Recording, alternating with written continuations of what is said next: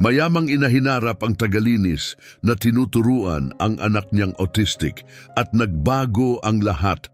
Bakit mo kinakausap ang anak ko? Matalim ang boses ni Angelina Castillo habang umaalingaw-ngaw sa tahimik na marmol na pasilyo ng kanyang 40 milyong dolyar na mansyon.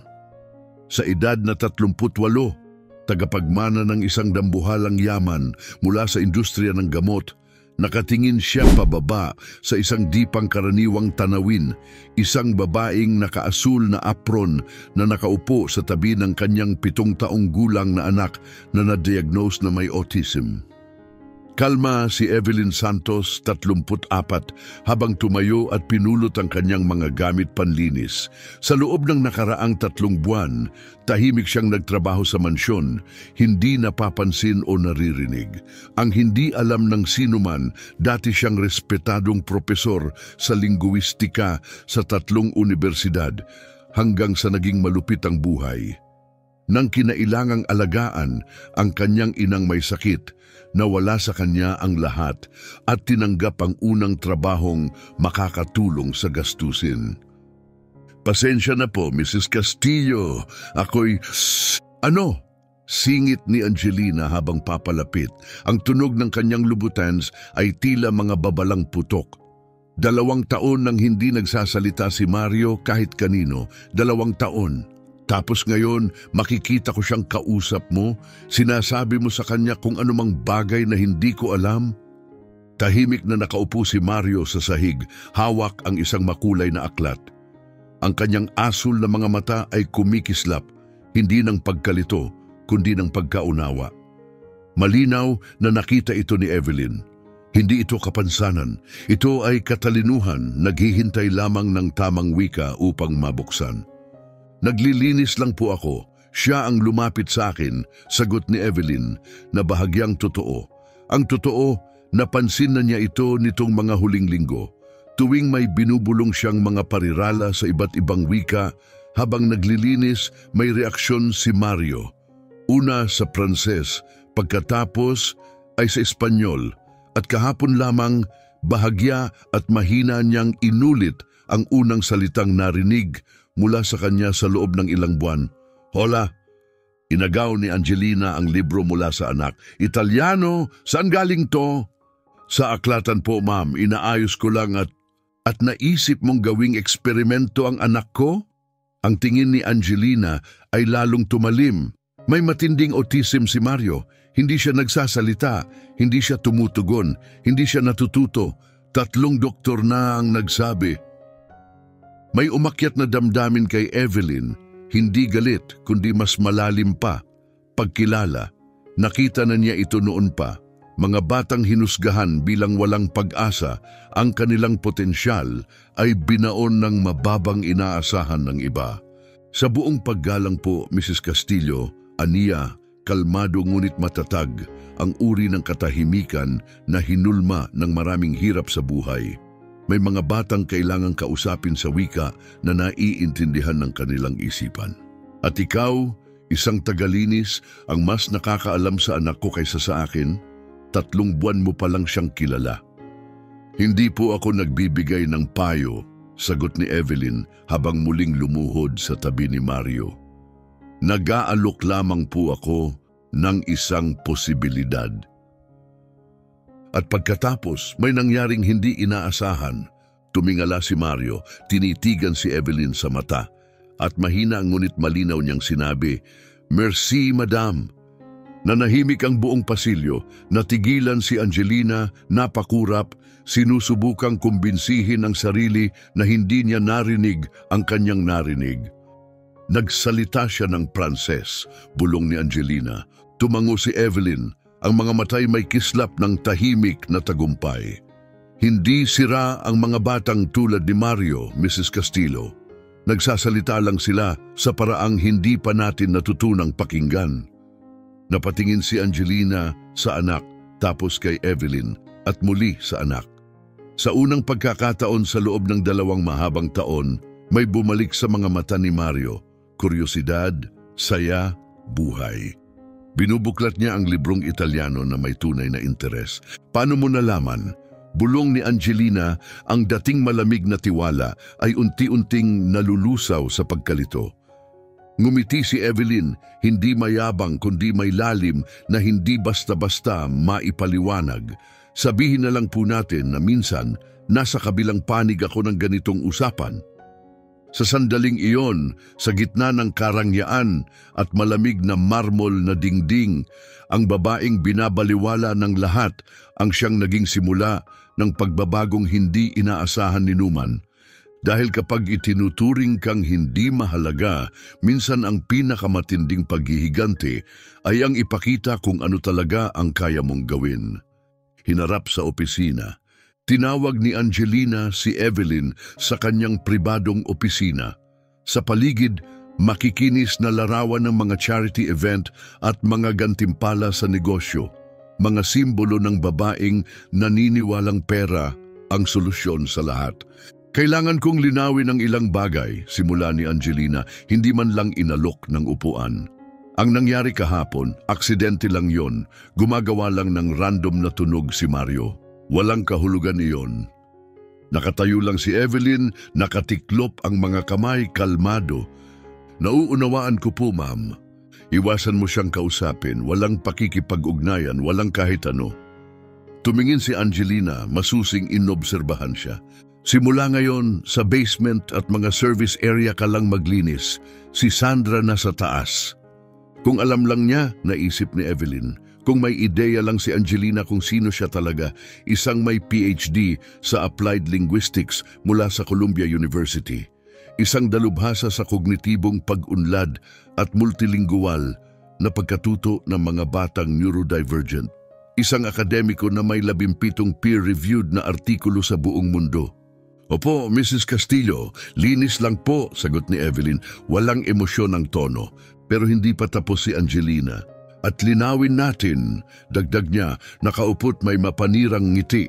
Huwag kang umasa, malala ang autism ni Mario. Hindi siya kailanman magsasalita ng normal. Hindi siya matututo gaya ng ibang bata.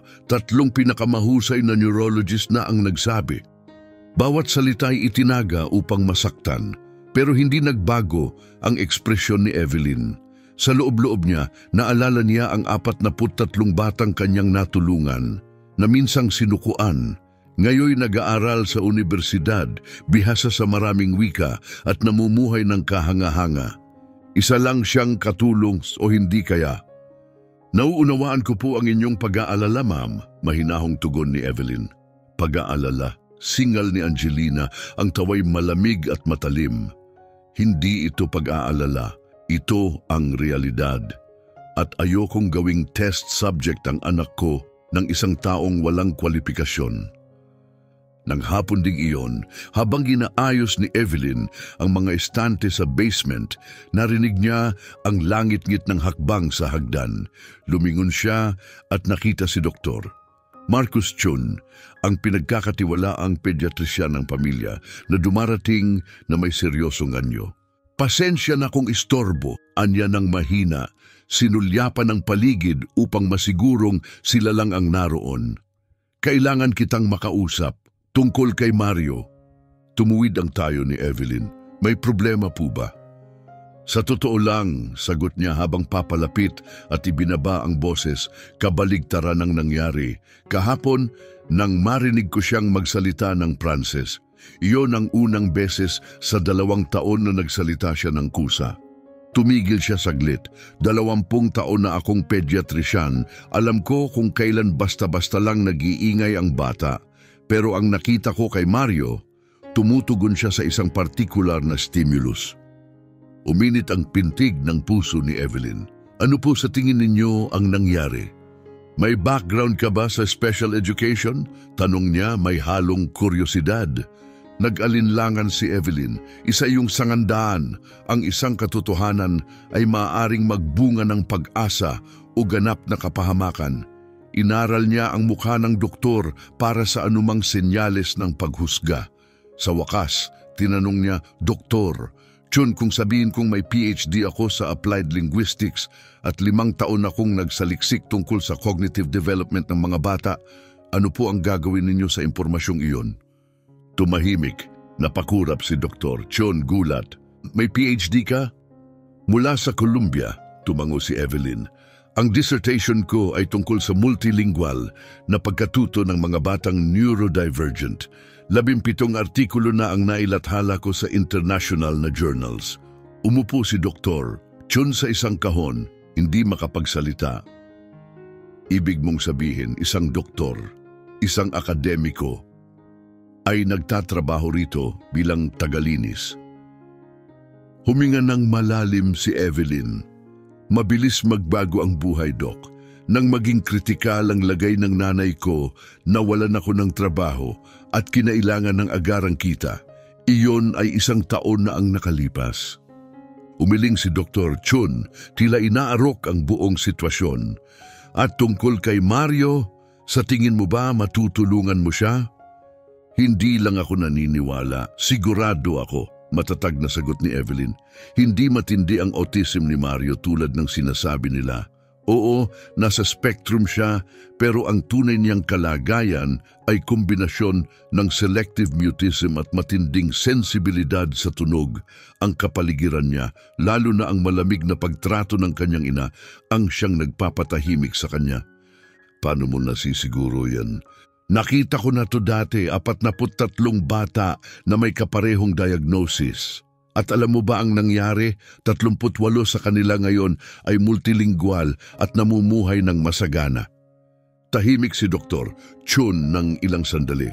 May appointment siya bukas sa akin. Gusto ni Angelina dagdagan ang gamot niya. Akala niya lumalala si Mario. Hindi siya lumalala, mahinang tugon ni Evelyn. Sa unang pagkakataon sa maraming taon, natatagpuan niya ang kanyang boses. Hindi lang sa paraang inaasahan ng ina niya. Inabot ni Dr. Chon mula sa kanyang bulsa ang isang maliit na card. Narito ang pribado kong numero. Kung handa kang ipagpatuloy ang pagtatrabaho sa kanya, susuportahan kita sa aspetong medikal. Pero kailangang panatilihing lihim ito. Pagkaalis ng doktor, nanatiling tahimik si Evelyn, hawak ang card. Sa unang pagkakataon sa matagal na panahon, tila may konkretong plano ng nabubuo. Kinagabihan, habang nasa country club si Angelina kasama ang mga kaibigan sa alta sosyedad, ginawa ni Evelyn ang isang tawag na hindi niya nagawang gawin sa loob ng 2 taon. I-dial niya ang departamento ng kanyang dating universidad. Professor Williams, si Evelyn Santos ito. Isang mahabang katahimikan. Pagkatapos, Evelyn, nasaan ka na ba? 3 beses nang na-cite ang pananaliksik mo ngayong buwan. Tinatangkang abutin ka ng Harvard ng kalahating taon. Nasa pansamantalang sitwasyon ako, paliwanag niya, pero kailangan ko ng pabor, kailangan ko ng access sa mga file ko, lalo na yung tungkol sa mga estratehiya sa selective mutism. Agad siyang pumayag. Sa loob ng 1 oras, ipapadala nito ang lahat. Tahimik at hindi maghuhudyat ng kahit ano. Sa bagong pag-asa, binaba ni Evelyn ang telepono, handa nang gumawa ng plano para kay Mario. Ngunit sa itaas, hindi alam ni Evelyn na rinig ng kasambahay na si Sandra ang bahagi ng tawag. Kinaumagahan, dadalhin niya ang impormasyong iyon kay Angelina. Samantala, sa tahimik na gabi sa kanyang silid, may natagpuan si Mario sa ilalim ng kanyang kama. Isang aklat na may mga pangalan ng hayop sa 6 na wika. Isang regalo, iniwan ng isang taong hindi siya nakitang sira, kundi kahanga-hanga. Pusa, chat, gato, katsa. Bulong niya sinusubukang bigkasin ang bawat salita ng may pagkamangha. Sapagkat minsan, ang mga revolusyon ay hindi nagsisimula sa ingay. Nagsisimula sila sa mga bulong sa dilim, sa mga lihim na alyansa, at sa mga pusong matiyaga na alam. Ang tunay na pagbabago ay umuugat sa katahimikan. Kinabukasan, kumatok si Sandra sa opisina ni Angelina, ang mukha'y may kasabikang halong panunuksong ngiti. Miss Castillo, ni Sandra pumasok. May isang bagay po kayong kailangang malaman tungkol sa tagalinis. Halos hindi tumingin si Angelina mula sa kanyang mga spreadsheet. Ano na naman yan, Sandra? Lumapit si Sandra, bumubulong. Kagabi narinig ko siyang tumawag, pinag-uusapan nila ang tungkol sa mga universidad, pananaliksik, mga siyentipikong publikasyon. Tumigil siya, sinadyang patagalin ang suspense. Sabi niya, doktor daw siya. Napakurap si Angelina, hindi ma-absorb agad ang narinig. Doktor, si Evelyn, ulit niya puno ng pagkalito. Opo ma'am, sagot ni Sandra at nabanggit niyang nakatrabaho na raw siya ng higit sa 40 batang kagaya ni Mario. Sumingkit ang mga mata ni Sandra. Sa tingin ko nagpapanggap lang siya para mapalapit kay Mario. Nag-ikot-ikot ang isip ni Angelina, isang tagalinis na maraming alam sa wika, na nagbabanggit ng pananaliksik, na kahit papaano'y napagsalita ang anak niyang halos hindi nagsalita sa loob ng 2 taon. Unti-unting bumubuo ng larawan ang mga piraso pero hindi niya pa rin alam kung paano ito tatanggapin. Dalhin mo siya rito, ngayon. 15 minuto ang lumipas, pumasok si Evelyn sa opisina. Nakatayo na si Angelina sa likod ng kanyang mesa, bukas ang laptop at may ekspresyong hindi pa nakita ni Evelyn kailanman. Umupo ka, utos ni Angelina. Sumunod si Evelyn, tahimik ang mukha gaya ng dati. Nagsinungaling ka sa akin, panimula ni Angelina sabay ikot ng laptop. Nakikita sa screen ang isang profile mula sa Columbia University. Doktor Evelyn Santos, puno ng mga parangal, pag-aaral at publikasyon ang pahina. Hindi ako nagsinungaling, sagot ni Evelyn, kalmado ang tono. Hindi ko lang ibinahagi ang hindi mo kailanman tinanong. Hinayaan mong isipin kong isa ka lang na tagalinis, mariing sabi ni Angelina. At sa totoo, isa ka palang eksperto sa linguistika, espesyalista sa mga batang katulad ng anak ko. Makakaiba ba ang naging trato mo kung sinabi ko agad? Mahinahong sagot ni Evelyn. Mulat sa pool, ipinakita mong hindi mo kailangang malaman ang tungkol sa mga taong tulad ko. Hindi mo hinanap ang pangalan ko, ang kwento ko o ang mga ideya ko. Basta maglinis lang at tumahimik. May kumirot sa dibdib ni Angelina, isang hindi inaasahang damdamin na tila hiya. Iba yon, bulong niya. Dapat sinabi mo. Para saan? Tanong ni Evelyn, nananatiling matatag ang tinig. Para ipaalala mong kahit may PhD ako, mas mababa pa rin ako sa'yo, na kahit anong narating ko, isa pa rin akong katulong lang. Bago pa man makasagot si Angelina, biglang bumukas ang pinto. Tumakbo si Mario papasok, kasunod si Doktor. Chun. Evelyn, Evelyn, sigaw ng bata, masayang-masaya, nagpalit ng wika sa Francis, Japrenz, un nouvelle chanson. Pagkatapos sa Espanyol, ¿puedes enseñarme más palabras? Natigilan si Angelina. Nakita niyang nagsalita ng 3 wika ang kanyang anak, sunod-sunod. Lumapit si Doktor. Chun, Angelina, gusto kong ipakita ito sa iyo. Ipinatong niya ang tablet sa mesa. Nagsimula ang mga video. Sa una, naglilista si Mario ng bilang sa German. Sa ikalawa, inaawit niya ang alpabeto sa Mandarin. Sa ikatlo, kumakanta siya ng himig sa Arabic, binibigkas ang mga salita. 7 wika, sabi ni Doktor. Chun, sa loob lang ng 3 linggo at hindi lang niya inuulit ang naririnig niya, naiintindihan niya. Ang gramatika, kahulugan, lohika, hindi sira ang utak ng anak mo. Kakaiba ito, kahanga-hanga. Napatingin si Angelina sa screen, tapos sa anak niya, tapos kay Evelyn. Paano ito nangyari? Lumuhod si Evelyn sa tabi ni Mario dahil hindi siya kailanman walang kakayahang magsalita, paliwanag niya. Napatahimik siya ng takot, ng trauma, umurong siya at walang nakaabot sa kanya hanggang sa may wika siyang naramdaman at isang taong nagparamdam na ligtas siyang magsalita. Tumingin si Mario sa kanyang ina, mahina ngunit malinaw ang boses niya. Mama, aniya sa Ingles, yung sabi ni Evelyn matalino ako. Pagkatapos sa Italiano, mi ha insegnato che posso parlare quando voglio. Itinuro niya sa akin na maaari akong magsalita kapag gusto ko. Napaluha si Angelina. Ang anak niyang tahimik at tila malayo, ngayon ay nakatayo sa harap niya, nakikipag-usap ng malinaw, higit pa sa kanyang pinangarap. "Nakakapagsalita ka pala talaga," bulong niya, lumuluhod sa tabi ng anak.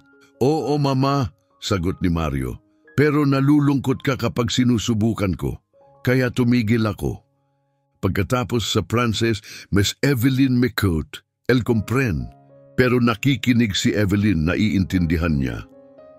Nabalot ng katahimikan ang silid. Napalingon si Angelina kay Evelyn na nakatingin sa kanya, hindi mayabang, kundi may malalim na kalungkutan. "Hindi ko alam," mahinang sambit ni Angelina. "Sumpa ko, hindi ko alam." "Naniniwala ako," bulong ni Evelyn. "Pero ngayong alam mo na, anong gagawin mo sa kaalamang yan?" Ipinatong ni Doktor. Tsun ang kamay sa balikat ni Angelina. Kailangang manatili si Evelyn. Ang progreso ni Mario ay pambihira. Kung ititigil ito ngayon, mawawala lahat ng pinaghirapan. Tumingin muli si Angelina sa anak. Ngayon nagtatayo ng tore ng makukulay na bloke. Binibilang ang mga ito sa wikang Hapon. At kay Evelyn, ang babaeng tuluyang nagbago ng lahat habang nasa ilalim ng kanyang sariling bubong. "Ako, humihingi ako ng tawad," bulong ni Angelina, nanginginig ang tinig.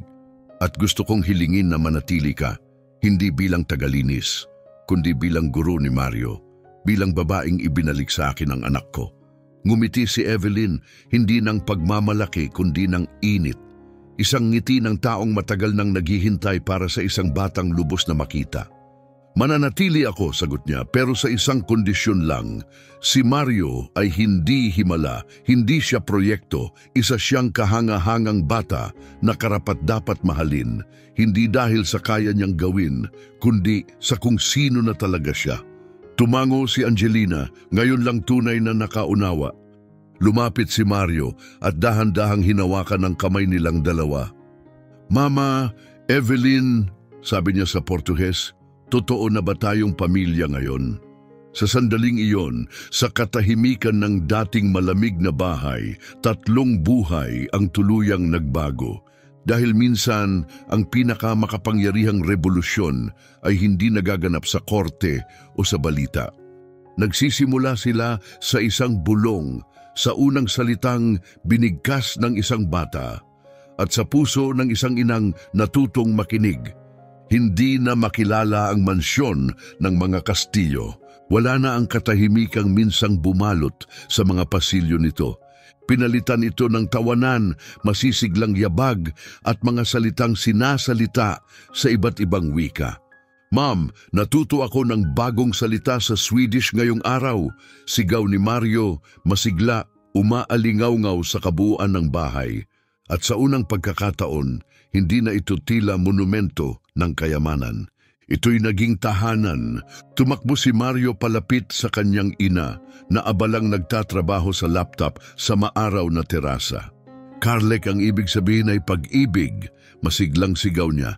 Napatingala si Angelina at nabuo sa kanyang mukha ang isang tunay na ngiti, isang uri ng tuwang naging karaniwan na simula nang pumasok si Evelyn sa kanilang buhay. "Napakaganda, mahal. Nasaan si Miss Evelyn?" "Nagre-record siya ng panibagong leksyon para sa channel," sagot ni Mario at agad na lumipat sa Espanyol. "Hoy tenemos muchos estudiantes nuevos." Marami tayong bagong estudyante ngayon. Ang YouTube channel na Learning with Mario ay naging isang pambihirang tagumpay. Sa loob lang ng 4 na buwan, ito'y nakaipon ng mahigit 2 milyong subscribers. Ang mga leksyong pangwika ni Evelyn na ginamitan ng tunay na estratehiya at dokumentadong paglalakbay ni Mario ay umantig sa puso ng mga tao sa lahat ng edad. Ang epekto'y napakalawak, bumuhos ang donasyon, nagsulputan ang mga partnership. Si Angelina mismo ay naglunsad ng isang foundation para sa mga batang neurodivergent na nakalikom na ng mahigit $250 milyon. Ngunit ang kasikatan ng channel ay simula pa lamang. Napansin si Evelyn ng mga higante, Harvard, Stanford at Columbia ay nagpapatintero para may alok sa kanya ang isang tenured professorship. 3 malalaking publisher ang nagtatalo para sa kanyang libro, The Language of the Heart, How Multilingualism Empowers Special Children na naging bestseller bago pa man mailabas. Nang hapong iyon, tinawag siya ni Angelina mula sa study. Dr. Santos, ani niya binigkas ang titulo na may pagmamalaki, may 5 panibagong request mula sa mga pampublikong paaralan. Gusto nilang gamitin ang iyong metodo. Ngumiti si Evelyn, ngayon ay naka-eleganteng kasuotan na pilit binili ni Angelina para sa kanya habang inaayos ang mga materyales sa leksyon. 15 paaralan sa loob ng 6 na buwan, sagot niya. Hindi ko kailanman inakalang aabot kami dito. At si Sandra, tanong ni Angelina, patungkol sa dating kasambahay na natanggal matapos tangkang sirain si Evelyn. Wala pa ring trabaho, balita ko. Hindi nawala ang ngiti ni Evelyn. Mukhang mabilis kumalat ang balita sa high society. Walang gustong kumuha ng kasambahay na mahilig magkalat ng chismis online. Ang karma laging nasa tamang oras. Biglang dumating si Doktor. Tsun sa terasa, dala ang isang maletang puno ng papeles at may ngiting hindi matatawaran. Mga ginang, may balita ako, napakalaking balita niya. Tinanggap ng Nature Neuroscience ang inyong joint paper at ang American Pediatric Association gusto kayong mag-present sa kanilang national conference. Napaluha si Angelina habang pinagmamasdan si Mario na masayang naglalaro sa hardin, nakikipag-usap ng palansta sa German sa hardinero. 6 na buwan lang ang nakalipas, naniniwala siyang hindi kailanman magiging normal ang buhay ng anak niya. Ngayon, mas mahusay pa itong magsalita kaysa sa ibang batang kaedad niya at sa napakaraming wika pa. Alam mo kung ano ang pinakakahanga-hanga sa lahat? Ani Angelina, lumingon kay Evelyn. Hindi lang yung talino o yung mga wika, kundi yung liwanag sa mga mata niya. Siya'y tunay na masaya. Tumango si Evelyn, marahang ngumiti. Ang mga batang katulad ni Mario, hindi kailangang ayusin Angelina. Kailangan lang nila ng isang taong makakaunawa. Kinagabihan, sa hapagkainan, tumayo si Mario na may sabik sa kanyang mga mata. Mama, Miss Evelyn, may isinulat ako, isang liham ng pasasalamat. Pwede ko bang basahin? Nagtinginan ng 2 babae, may pagtataka. Huminga ng malalim si Mario at nagsimula. Mahal kong mama, mahal kong Miss Evelyn. Dati, pakiramdam ko ay parang nasa loob ako ng isang salaming kahon. Nakikita ko ang lahat, pero walang makarinig sa akin. Hindi sinira ni Miss Evelyn ang kahon. Ipinakita niya sa akin na wala talagang kahon. At mama, salamat dahil hinayaan mong ipakita niya sa akin na matagal na akong perpekto, gaya ng kung sino talaga ako. Wala ni isa sa kanila ang napigilang umiyak. Nakatayo si Evelyn sa pangunahing entablado ng International Special Education Conference sa harap ng 5,000 guro, doktor at tagapagtaguyod. Katabi niya si Mario, ngayon ay 8 taong gulang, kalmado at may kumpiyansa. Ako po si Mario Castillo, sabi niya sa mikropono, boses na pumuno sa silid. 1 taon nang nakalipas, sinabi ng mga doktor na hindi ako kailanman magsasalita tulad ng ibang bata. Pero ngayon, nakakapagsalita ako ng 9 na wika. Dahil may isang babaeng naniwalang may gusto akong sabihin. Tinulungan lang niya akong hanapin ang tinig ko. Nagpalakpakan ng buong silid, daan-daan na guro, magulang at profesional ang napaluha. Mula sa front row, napatingin si Angelina sa paligid. Pinuno ng damdamin.